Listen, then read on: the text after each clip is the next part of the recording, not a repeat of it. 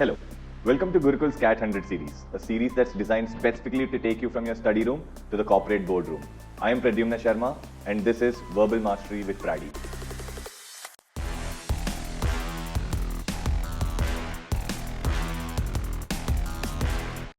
Hello everyone, welcome back to day 98 of our 100 days to CAT test series. Now, in case you want to take this passage up as a test, all you've got to do is go on to www.thegurukul.org.in and sign up for our 100 days to CAT test series. If you want to follow along with this video, then these are the first parts of your passage. Pause the video here, read these parts, and then we'll go into the next parts of the passage. These are your second parts of the passage. Pause the video here, read these parts, and then we'll go into the questions of this passage. This is the first question of the passage. Pause the video here, answer this question, and then we're going to move into the second question. Now this is your second question of the passage. Pause the video here, answer this question, and then we're going to go into the third question. Now this is the third question of the passage. Pause the video here, answer this question, and then we're going to go into the fourth question. Now this is the fourth and last question of the passage. Pause the video here, answer this question, and then we're going to go into the explanations of the passage and the questions. The passage says, it's easy to see why long-termism has become very fashionable. Repeated financial market crises, including the one in 2007 to 2008, have reinforced a view that short-term traders are nothing but trouble. Germany's relatively strong performance over the past decade seems to be an affirmation of its solid corporate virtues, but there's a danger in going too far. Okay, so here he's now saying that long-termism is beneficial, right? Especially some kind of a crisis, okay, has reinforced it. And he gives us an example of Germany that has been able to sustain for long term because of its solid values, right? In the second paragraph, he says, in 1994, Jim Collins and Jerry Porras, two management pundits, published a hymn to long-termism in Built to Last. The book describes 18 companies whose shares had consistently outperformed stock market indices over decades, in large part because they invested heavily in such things as research and training, set goals that were also measured in decades, not quarters. But a follow-up study 5 years later discovered that only 8 of them had kept on outperforming the market. That many of their exemplars are struggling. IBM is treading water. Treading water means yes, it's surviving, but it's not doing extremely great. Motorola is a shadow of its former self, and Procter & Gamble has been forced to bring back a retired boss, A.G. Lafley, to sort it out. So basically, now over here, we see that there's these two people, Jim Collins and Jerry Porras. Okay, they have written a book called as Built to Last. Now in this book, they've told us about 18 companies which have constantly outperformed, okay, the most stable indices, and most of these companies, right? So what did they do? They invested heavily in research and training. Yes, two reasons he has given. R&D investments are high for these companies, and second thing, they are measuring their success in decades. Right, they're not doing this in short term. So that is basically giving them that edge. But another research showed that this evidence or this particular thought process may be wrong. Why? Because only 8 out of those 18 are still doing the same, okay, are still outperforming. The rest have gone down.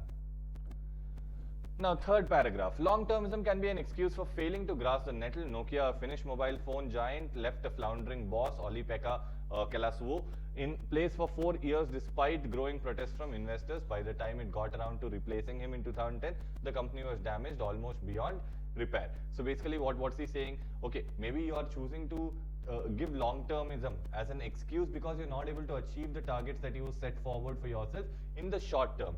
Then he gives me an example of Nokia. Short-term demands such as quarterly reporting schedules can force problems out in the open the quicker to get them fixed. We might still be in the dark about Tesco's accounting fiasco scandal. Okay, if the British grocer had not have to update investors on its performance every few months. More important, short-termism can allow creative destruction to work its magic. The United States has been better than other countries at producing world-beating startups because it's better at shifting capital to new opportunities. So I get good ideas from here. First thing, there's more accountability in short-termism, right? Problems get found and fixed quicker in short-termism. Yes.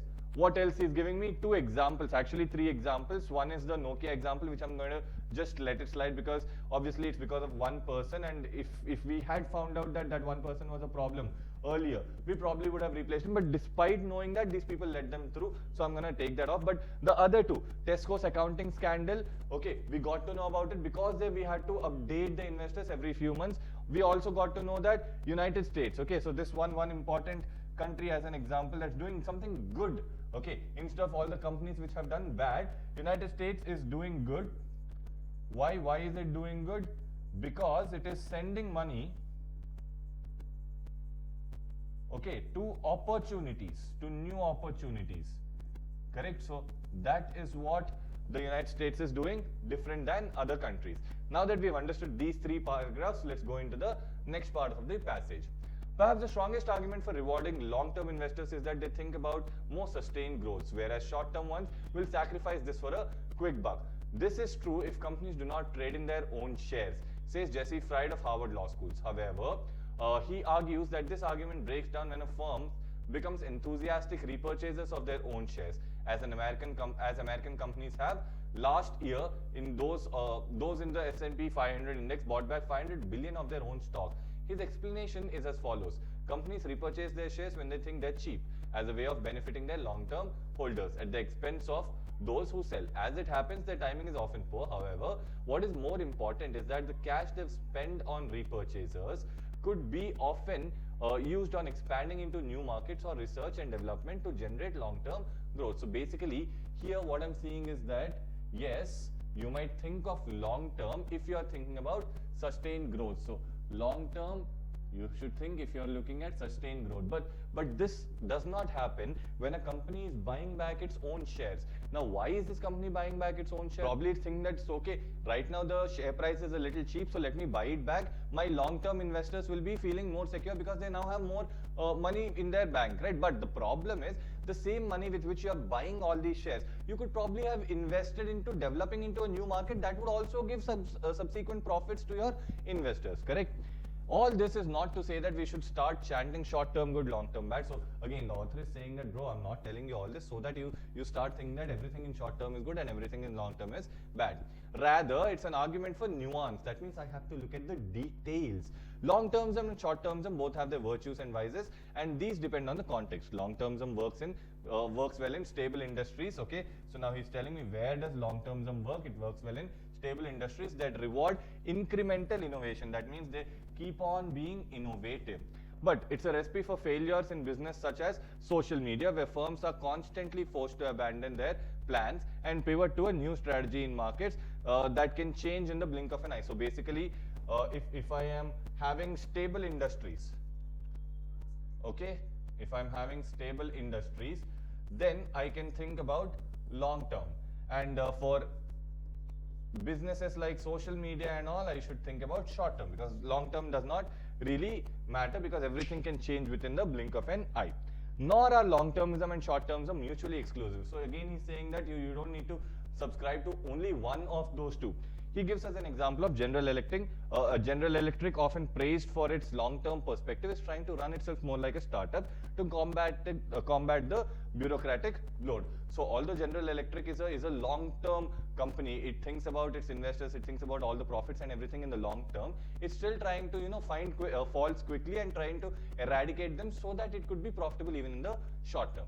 Now that we've understood this passage, let's get into the questions. The first question, how has the United States of America been better than the other countries at producing world-beating startups? Now, what did USA do? It started putting money on new opportunities at the right time, right? So let's try to find an answer as such. By providing required funds and incentives for growth, okay, looks like a good answer. It did provide money, that's what we know. by favoring the interests of long-term shareholders over the traders who stock for briefer periods. Again, nowhere has he told that US has been in the business for long-term shareholders or anything. It said that you should start giving money where the new opportunities are. C, by redirecting capital to new opportunities. This is exactly what's been told in the passage. So now C becomes a better answer. Definitely A is not as good as C. D, American companies enthusiastically repurchase their own shares. Okay, yes, they do, but that's not what the author is supporting, right? Author says that you shouldn't be doing things like that, right? So D can also be taken. The best possible answer now becomes C. For the second question, which of the following is associated with Germany's strong financial success over the past decade? So why did Germany become such of a success? This we got in the first paragraph, where we learned that Germany has solid values, right? Solid virtues. So A, its companies thundered against the vices of long-termism and constantly pivoted to new strategies. We do not know if they have pivoted, they have moved into new strategies or not. So this becomes an out-of-scope choice. I can remove this. B, its companies and businesses adhered to sensible corporate virtues. Yes, so they looked at good values and they stick to it. C, its companies bemoaned shareholders' inability to see beyond the ends of their noses, and they preferred slow consensus building and reliance on the banks. Again, nowhere did he say that these companies are trying to defraud or do something behind the backs of its shareholders. So obviously this is not going to be my correct answer. D, its businesses prospered because they pursued the enduring interests of all their stakeholders, workers and suppliers included. Seems very nice and touching, but this not been spoken to us at all in the passage. So I can remove this as an out-of-scope choice. The best possible answer now becomes B. Let's go to the third question. Which of the following would weaken the view of Jim Collins and Jerry Porras as understood from the passage? So what did Jim Collins and Jerry Porras do? They both said that yes, long term is good, but only in certain cases, right? So let's look at the option. Companies following long-termism outperform the market. Yes, again in that book Built to Last, they said that yes, there are certain companies which keep on outperforming, right? So if this is true, it will not be weakening Jim Collins and Jerry Porras' view. So I can remove this. Companies with more investment in R&D succeeded well. Yes, those companies which focused on long-termism, they were the ones who invested in R&D more, so they succeeded well. So obviously this also focusing on long-termism, so I can remove this as well. Only a few companies that rewarded incremental innovation were successful. Okay, so if there are some companies which rewarded incremental innovation, they were looking at long-term goals, but only a few of them were successful. If that is true, then obviously what Jim and Jerry believe would be false, right? So this might be a good answer. D, companies who kept the same management in place for years succeeded. Again, this means a win for long-termism, which Jerry and Jim would support. So this will not be my answer. The best possible answer would be C. Now for the last question, the author of the passage would agree with all of the following statements, except for which statement would he not agree with? A, long-termism works in all industries. Now guys, look at it. He told us that long-termism works in stable industries, no? Right? So all industries, this is an extreme answer. So probably he will not agree with this. Short-termism reveals problems in the firms, but it helps it to get quick solutions. Yes, this is something that the author would agree. So this will not be our answer. Social media firms should follow short-termism. Yes, they should not follow long-termism. So obviously they should follow short-termism. So he would agree with this. D, it would be good for a stable business to also have a long-term perspective. Yes, if it's a stable business, then you should focus on long-term. That's what the author has said, right? So he would agree with this. So this will not be my answer. The best possible answer now for me becomes A. Now, if you watch this video till here, please do not forget to hit that like button. That motivates us to keep bringing videos like this for you every single day. Subscribe to this channel and share this video with a friend who is preparing for CAT 2025 but does not have enough resources. CAT is in the brink of an eye, guys. I'll see you in the next video. Hope you enjoyed learning from today's session. This series is designed to help you with your CAT preparation and practice daily. We are with you in this journey. To watch the next video, click here. And to watch Gurukul's CAT 100 series, study room to boardroom, the entire playlist, click here. If you learned from today's session, like, share, and subscribe.